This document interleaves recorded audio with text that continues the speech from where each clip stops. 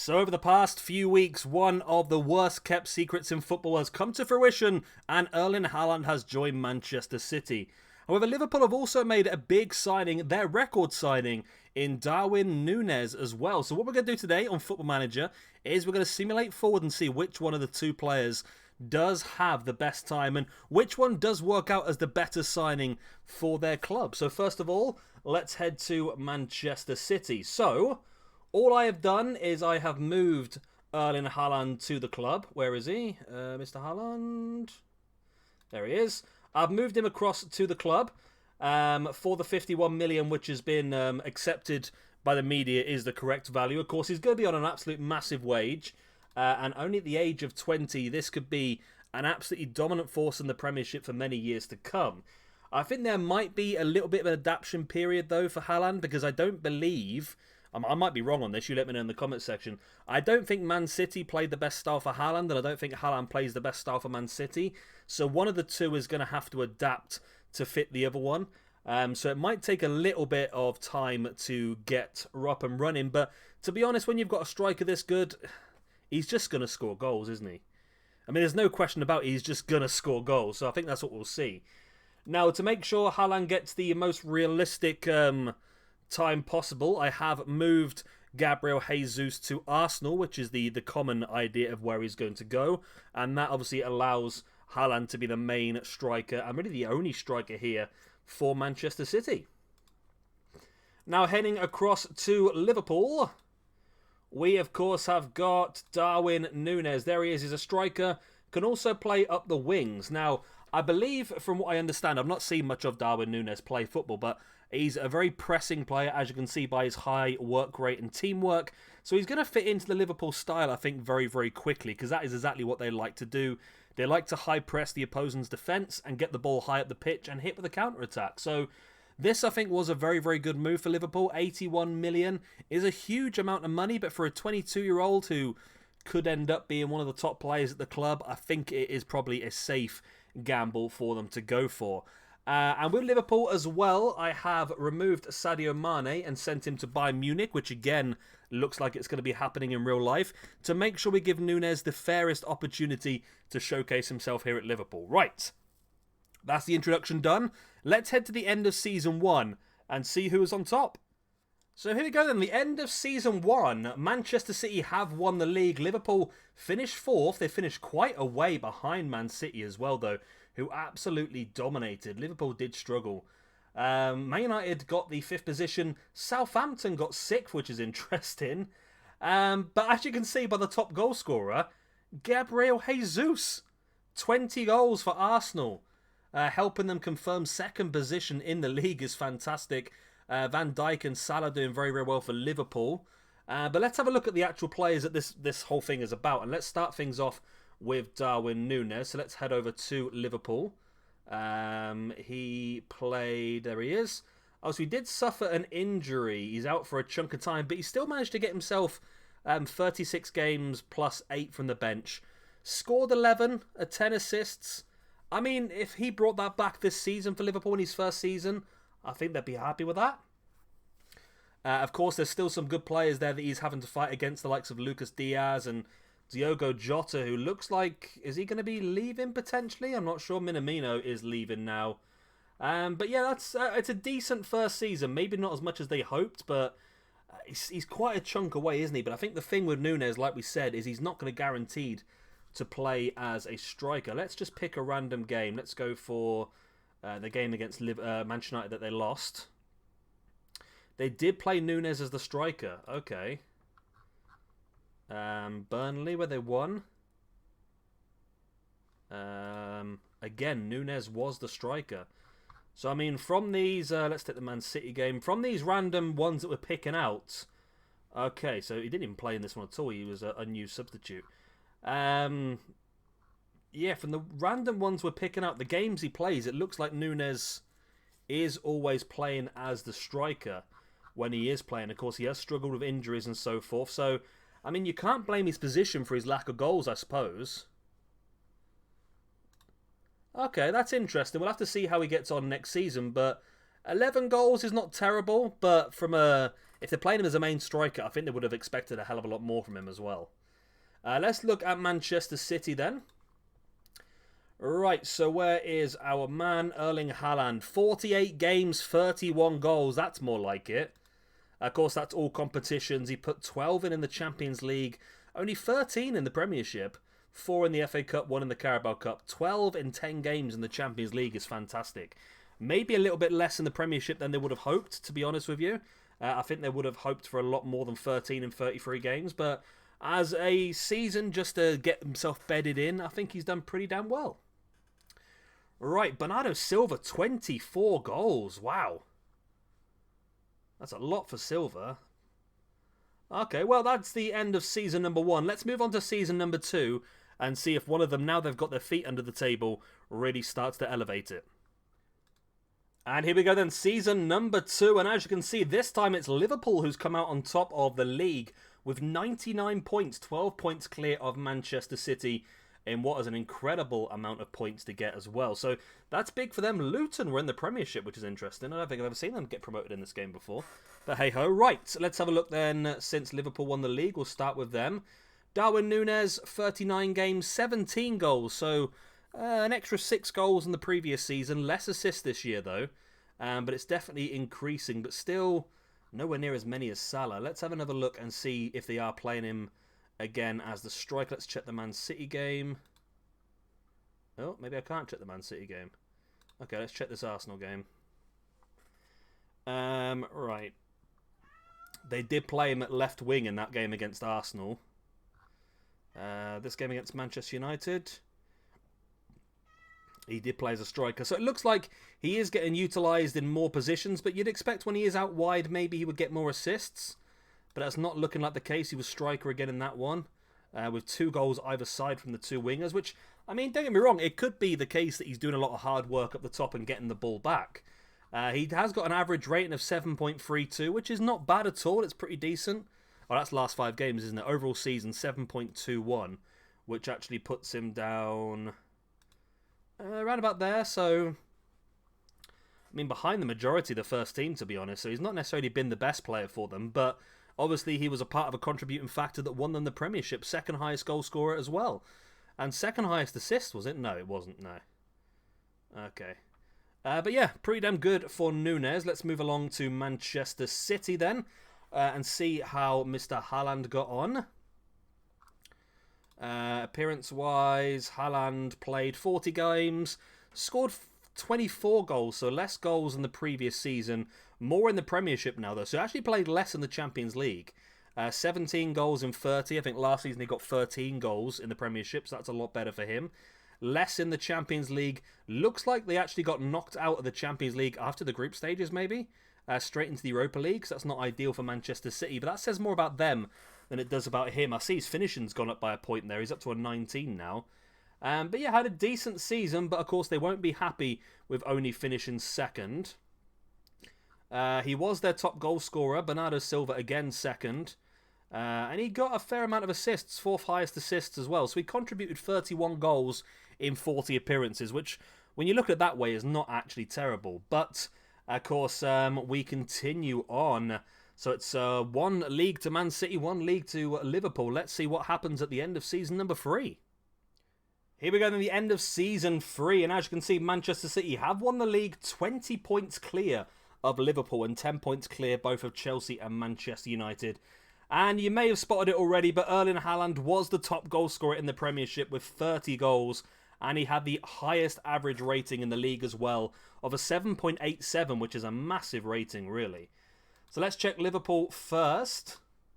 Darwin Nunez, where are you, my friend? There he is. 35 games, 14 goals, 2 assists. So contributed 16 goals in 35 games. So just under 1 goal contribution per game. Again, he's not really on par with Salah. Nowhere near Salah. No one is really, are they?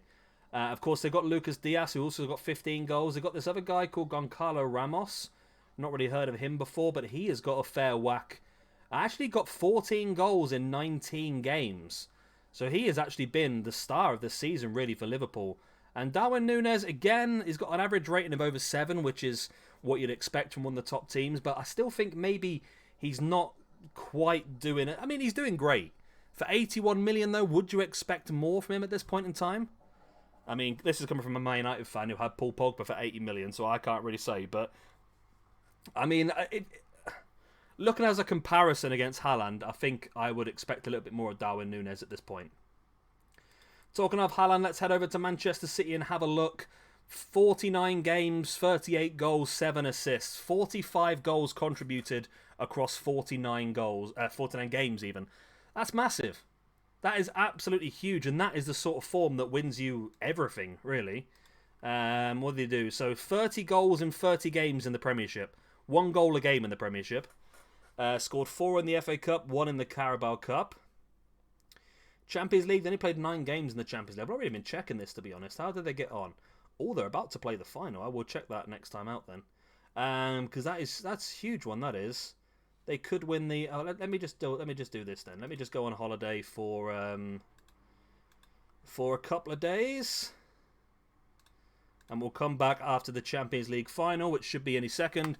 So yeah, this could be a massive one really for them. If they can win the Champions League, then that would be a huge victory and an even bigger one there for Haaland. It proves just how much of an effect he is going to have. Right, let's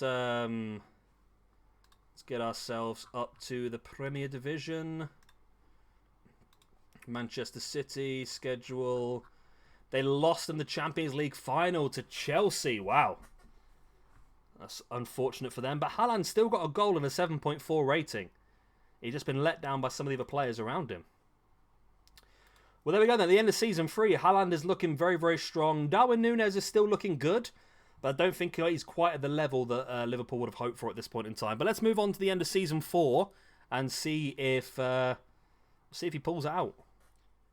And here we go in the end of season 4. Manchester City have won the league once again for the second year in a row. 2 points clear of Chelsea and 8 points clear of Liverpool. As you can see down here, though, it looks like we've had a significant drop in goals by Erling Haaland.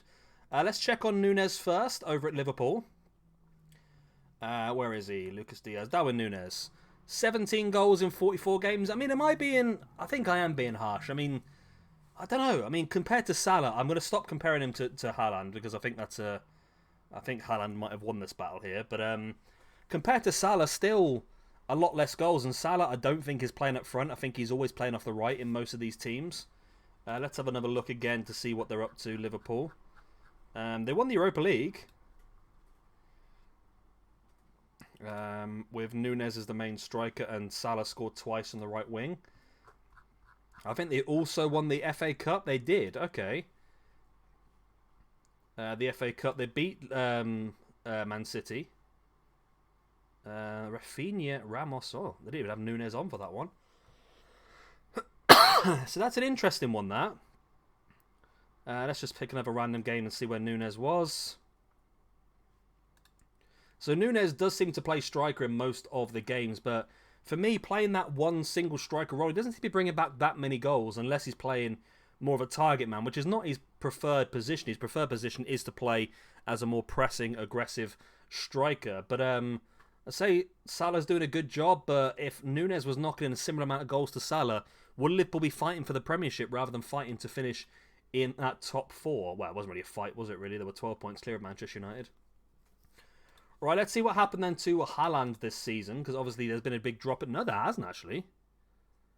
He scored 41 goals, just they're not in the Premiership. He scored 16 in the Premiership, 16 in 12 games in the Champions League. That's where he got the rest of his goals, and 3 in the FA Cup. Does that mean that Man City are in the Champions League final again, by any chance? They are, this time against Real Madrid, okay. Right, let's run this forward a couple of days again then. Trust me to have all my simulations run until the 31st of May, and the bloody Champions League final seems to happen on the 1st of June. So this should be interesting if they come out on top again, really. Well, not again, they didn't come out on top last time, did they? Last time we saw a victory for Chelsea. Haaland's won the Golden Boot. Sorry about coughing down the microphone, I've got a dry mouth. Right, Manchester City schedule. Yep, they won the Champions League final. Goals from Sterling and Liam Delap. They've got Julian Alvarez in there now as well. He came off the bench, I see. Haaland and Osimhen up front. So again, a good season for Haaland. Concentrate a lot more on the Champions League. But to win the Champions League, they lost the FA Cup final. They almost. Liverpool stopped them on penalties from getting the elusive treble. That would be massive for Manchester City. But I still think Haaland is the one on top at this point in time, to be honest with you. Right, let's move on to the end of season number 5. Right then, here we go, season 5, Manchester City once again champions, and as you can see, Haaland got back to his goal-scoring ways, 28 goals and the highest average rating in the league once again, just ahead of Mo Salah. This is really showing how important Mo Salah is to Liverpool at this point, isn't it? So let's check Liverpool first then. Darwin Nunez, again, I mean, he's consistent, isn't he? 47 games, 15 goals. Let's have a look at his actual stats now then. So this is just Premier League games, isn't it? So his first season he scored 6, 13, 8, 8, 8. It's not good enough for someone who's mainly playing as the main striker, is it really? So 144 games, 43 goals, which is, what is that then? That's about just over 1 in 3. 1 goal in 3, which is not great, but it was better this season. Contributed 18 goals. I'm not sure that's enough still. For 81 million, I'm expecting a lot more. Heading over to Manchester City. Haaland with 47 goals and 9 assists. Well, I mean, this just shows. I mean, look at these goals. 24 for Osimhen, 14 for Alvarez as a substitute, 13 for Silva. I mean, how many goals did Nunez get again? Nunez got 15. 15 goals. And Manchester City had only 2. They had the 2 strikers that finished ahead. But Alvarez, who only started 10 games and came on as a sub in 30, nearly got as many goals. Which is interesting. But Haaland, yeah, 47 goals. 28 in the Premiership, 8 in the Champions League, 2 in the European Super Cup and 4 in the FA Cup. I'm going to regret looking at this, but they're in the Champions League final again, aren't they? Oh, they've already played it and they've won. Okay. They beat Real Madrid for the 2nd season in a row, and they beat Man United in the FA Cup final. Manchester City won the treble. Wow. This is not looking good for anybody, is it? Apart from Manchester City, that is. Because they have become an absolute dominant force at this point in time with Erling Haaland up front as the main striker. They've won the treble. This is what only one team before has done. Manchester United won the Premiership, the FA Cup and the Champions League all in one season. Manchester City have now matched that feat. And, I mean, you can't say it wasn't mainly to do with Haaland. When you get 43 goals in one season, that's how you know that you are the driving force behind your team. And he's only 25. 104 goals in 165 games so far for Manchester City. That is nuts. Right, I'm conscious of the time. We are 5 seasons in. At the moment, I would heavily say that Erling Haaland has been the better signing. Not saying that Nunez is a bad signing whatsoever, to all you angry people out there. I'm not saying he's a bad signing, but I think it was always going to be impossible to beat Haaland for 51 million, to be honest. He was an absolute bargain. I know they're paying him stupid wages, I would imagine. And there are some questions about injuries. He's had quite a lot of injuries the last couple of years. Has he been pushed too hard as a youngster? All that sort of stuff will come up in real life.